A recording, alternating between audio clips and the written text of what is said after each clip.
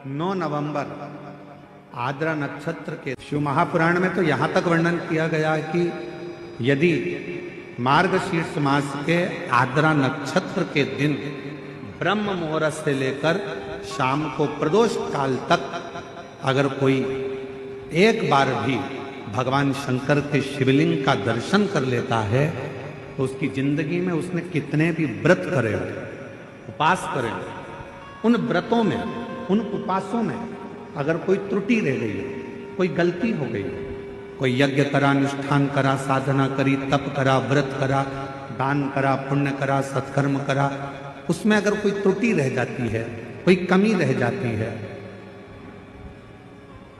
कुछ छूट गया होता है, तो केवल मार्गशीर्ष मास के आद्रा नक्षत्र के दिन भगवान शंकर के शिवलिंग का दर्शन कर लेने से वो सारी त्रुटियां समाप्त हो जाती है और शिव की कृपा। अब कितनी बड़ी कृपा है भगवान शंकर जी कि ये 5 दिन की जो कथा है 6 तारीख से 10 तारीख तक जो हो रही है, और उस 9 तारीख को मेरे शंकर भगवान की प्रथम ज्योति का दर्शन हुआ, शिवलिंग का दर्शन हुआ आद्रा नक्षत्र के दिन भगवान शिव।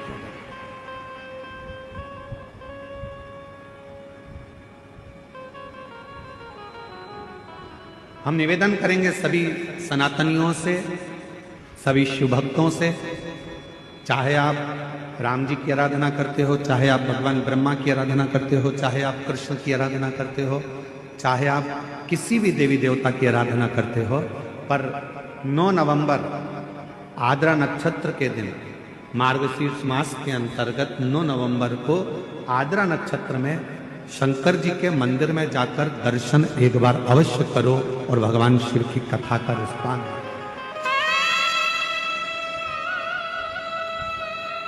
अवश्य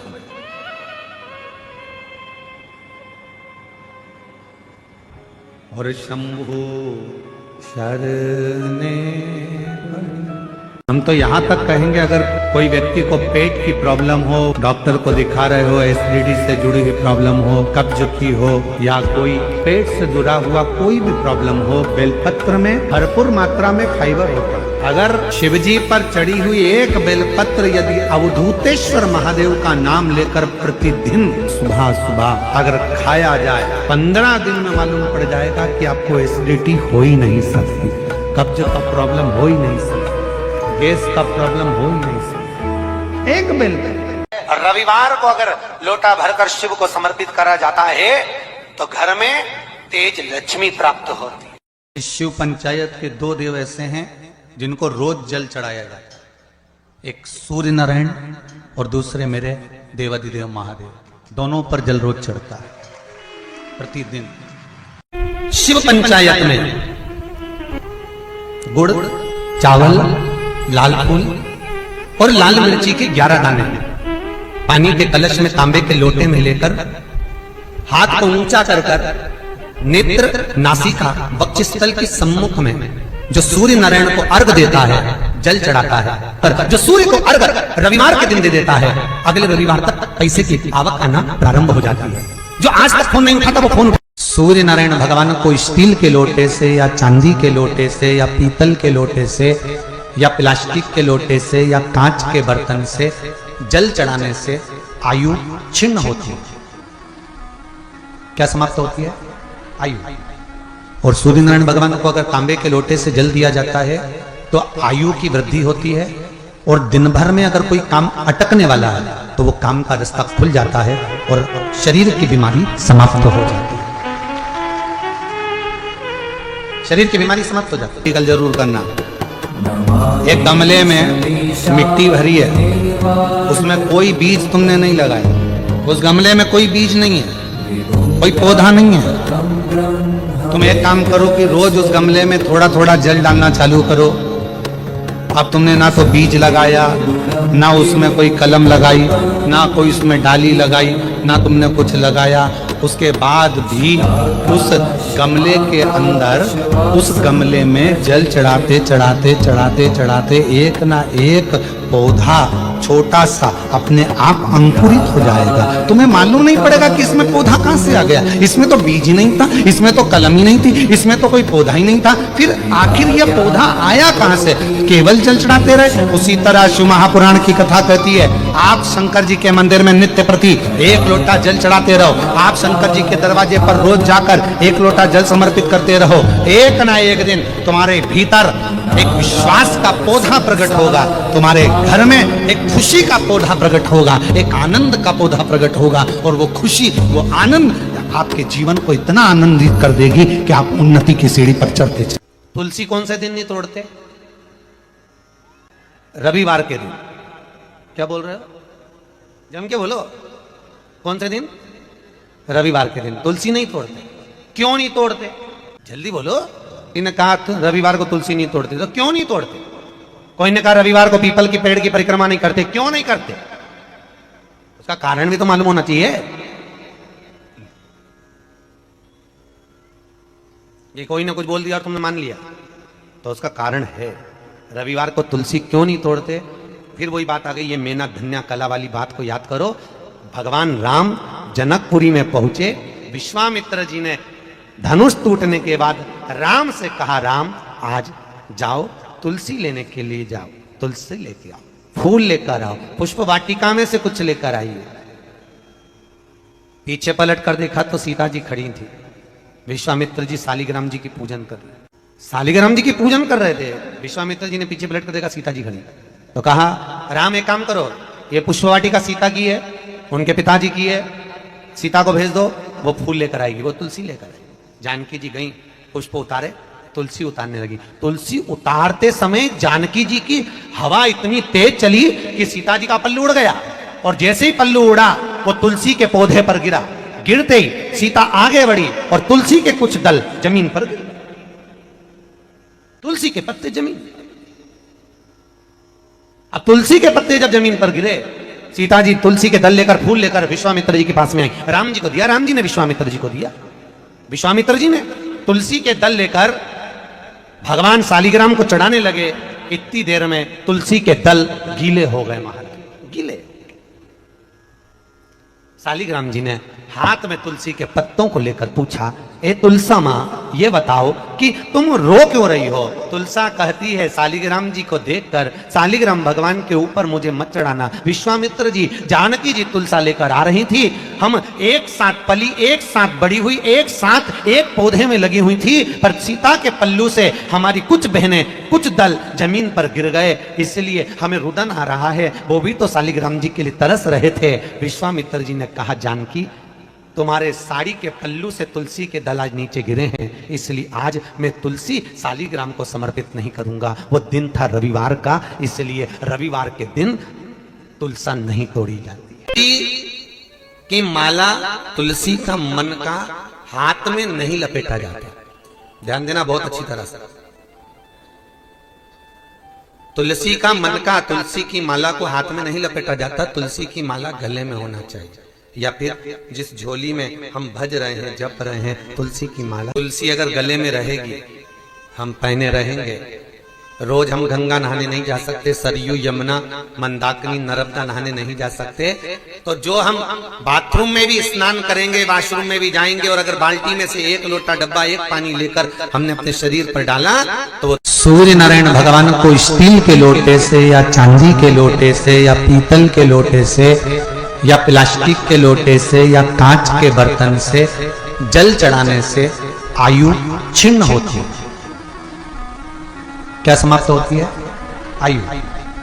और सूर्य नारायण भगवान को अगर तांबे के लोटे से जल दिया जाता है तो आयु की वृद्धि होती है, और दिन भर में अगर कोई काम अटकने वाला है तो वो काम का रास्ता खुल जाता है और शरीर की बीमारी समाप्त हो जाती है। शरीर की बीमारी समाप्त हो जाती है। जब हम सूर्य नारायण भगवान को अर्घ देते हैं, जल चढ़ाते हैं, तो वो जल पृथ्वी पर जब गिरता है तो उसके छींटे हमारे शरीर पर लगते हैं। क्या वो ठीक है? क्या वो श्रेष्ठ है? तो शिव महापुराण की कथा कहती है, जब हम सूर्य को अर्घ देते हैं सूर्य को जल चढ़ाते हैं, वो पानी जब पृथ्वी पर गिरता है, उसके छींटे हमारे शरीर पर लगते हैं, तो वो श्रेष्ठता का भाव निर्मित करते हैं। वो गलत नहीं हो सकता। कारण अब वो भी समझ लीजिए। अब सूर्य नारायण भगवान को आप जल चढ़ा रहे हो, तो छींटे नहीं लगे, उसके लिए क्या स्टूल पे चढ़ के चढ़ाओगे कि कुर्सी पे चढ़ के चढ़ाओगे? अरे बोलो तो सही। अब कई लोगों के दिमाग में यह बात भरा गई कि हम भगवान को जल चढ़ाते हैं, वो हमारे शरीर में छींटे लगते हैं, जमीन पे से पानी गिरता है, वो हमारे शरीर को छींटे लगते हैं, भगवान को अच्छा नहीं लगता होगा। कौन ने कहा? पहले तो उसको पकड़ के ला।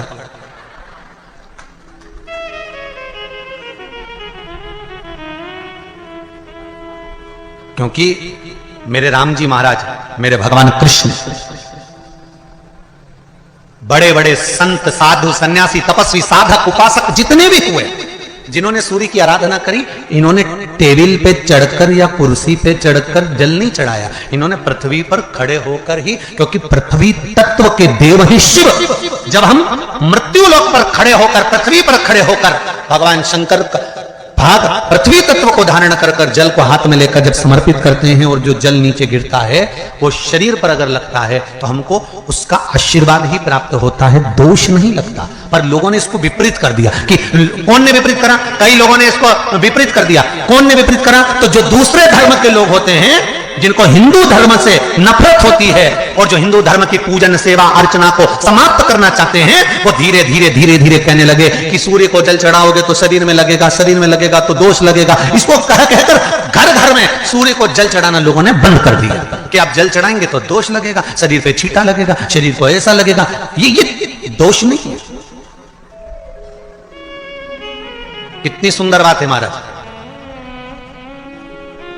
सूर्य नारायण भगवान को जब जल चढ़ाया जाता है, हाथ तुलसी पर लगकर जब शरीर पर आएगा तो सारी नदियों के स्नान का पुण्य इस मनुष्य देह को अपने आप मिल जाएगा। इसलिए तुलसी गले में हो, जैसे मंजरी बड़ी हो, मंजरी को उतार दिया, शालिग्राम जी को समर्पित कर दिया, ठाकुर जी को चढ़ा दिया। इतना सुंदर कहा है। शंकर जी का नाम लेकर, जैसे आपको कथा में कहा था, बद्रिकाश्रम जाओ तो चने की दाल चढ़ाओ। किसका नाम लेकर? शंकर जी का नाम। केदारनाथ जाओ तो शंकर जी पर घी चढ़ाओ। किसका नाम लेकर? नारायण का नाम लेकर।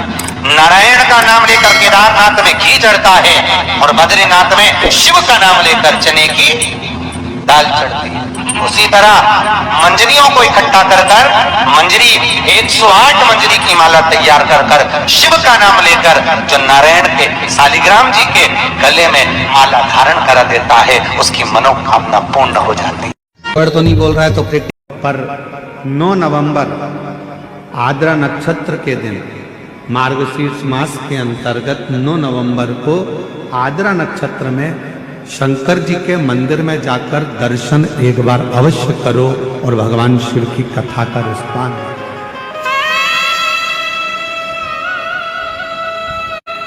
अवश्य। और शंभु शरणे मांग घड़ी दुख दया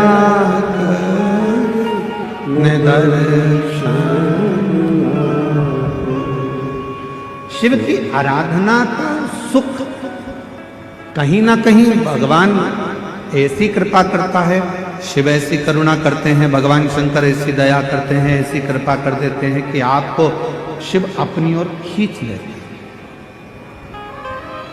भगवान देवाधिदेव महादेव कृष्णेश्वर ज्योतिर्लिंग के ये वो पवित्र स्थल है जिस स्थल पर भगवान देवाधिदेव महादेव कृष्णेश्वर नाथ को जो जल चढ़ाया जाता है, अर्पित किया जाता है, जो दूध चढ़ाया जाता है, पंचामृत स्नान कराया जाता है, वो सारा जल दूध इस कुंड में आकर स्थापित होता है। भक्त इस कुंड का दर्शन करते हैं, आचमन करते हैं और इस जल का प्रोक्षण करते हैं। भगवान देवाधिदेव महादेव जैसे शिव महापुराण में, स्कंद पुराण में वर्णन आता है कि शंकर का चढ़ा हुआ जल कायिक, वाचिक और मानसिक 3 तापों को समाप्त कर देता है।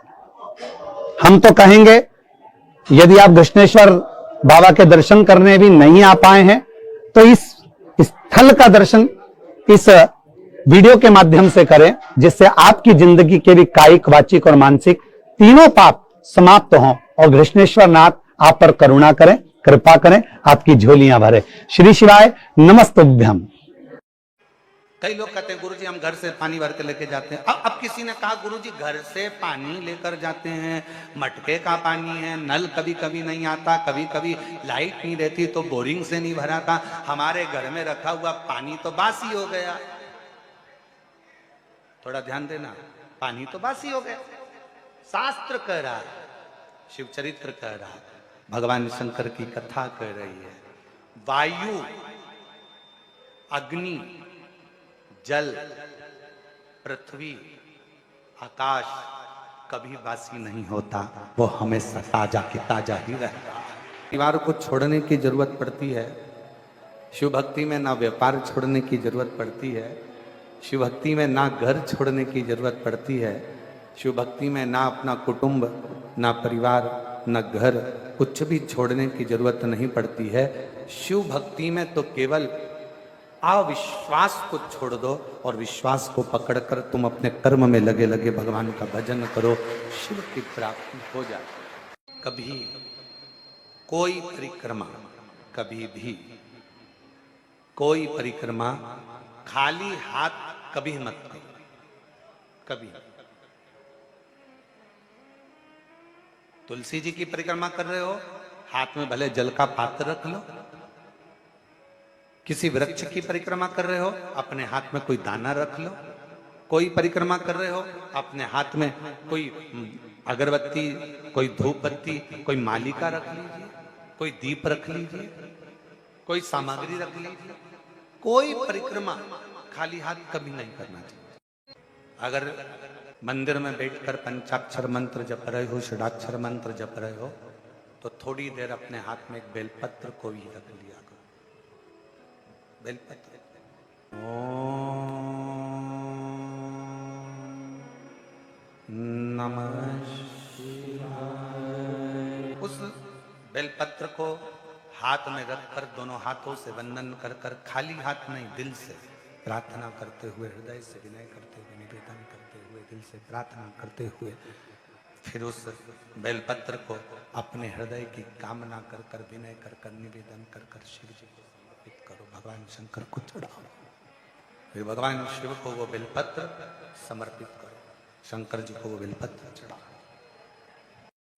शिव के मंदिर, शिवालय पहुंचते हो, शंकर से अपने मन का भाव कहने के लिए पहुंचते हो, शंकर उस मन के भाव को पूर्ण जरूर करता है, पूर्ण जरूर करता है।